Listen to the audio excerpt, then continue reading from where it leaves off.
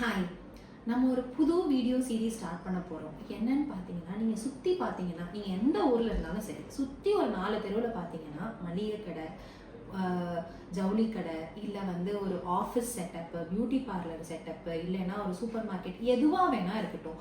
At least ஒரு 3-4 இடத்துலையாவது ஆட்கள் தேவை அப்படின்ற விளம்பரம் நீங்கள் பார்த்துருப்பீங்க. நியூஸ் பேப்பர் எடுத்தாலும் வாண்டட் ஹையரிங் அப்படின்றது நிறைய நீங்கள் பார்த்துக்கிட்டே இருப்பீங்க. இப்போ நம்ம சோஷியல் மீடியாலையுமே நம்ம நிறைய ஹையரிங் அட்வர்டைஸ்மெண்ட்ஸ் பார்க்குறோம்.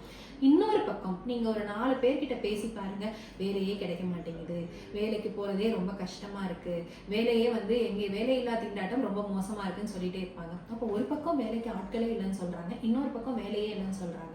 ஸோ அப்போது ஜென்ஸி அன்எம்ப்ளாயபிலிட்டி அப்படின்றது ஒரு கான்செப்டாக இப்போ உருவாகிட்டு வருது. என்ன சொல்கிறாங்க அப்படின்னா, இந்த ஜென்ஸினா 1997 2012 பிறந்த பிள்ளைகள். அவங்க தான் இப்போ வந்து யூஸ்வலாக வந்து வேலைக்கு போகிற ஒரு காலகட்டத்தில் இருக்காங்க.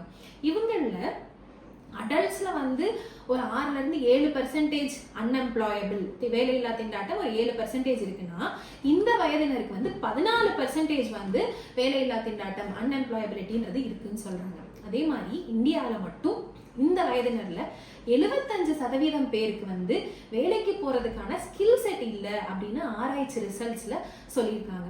அப்போ ஒருத்தவங்களோட அடையாளமே வேலையை வச்சுதான் அப்படின்னு நம்ம ஊர்களில் சொல்லுவாங்க. அப்போ இந்த வேலையில்லா திண்டாட்டம், வேலைக்கு போக முடியாத ஒரு விஷயம் அப்படின்றது எந்த அளவுக்கு இவங்களை அஃபெக்ட் பண்ணும் அப்படின்னா, இதுல வந்து நிறைய ரீசன் சொல்றாங்க. அவங்களுக்கு ஸ்கில்ஸ் கம்மியா இருக்கு, அவங்களுக்கு வந்து மென்டல் ஹெல்த் வந்து ரொம்ப ரெசிலியண்டா இல்லை, அவங்களுக்கு வந்து கஷ்டப்படுறது கஷ்டமா இருக்கு, இப்படி நிறைய சொல்றாங்க.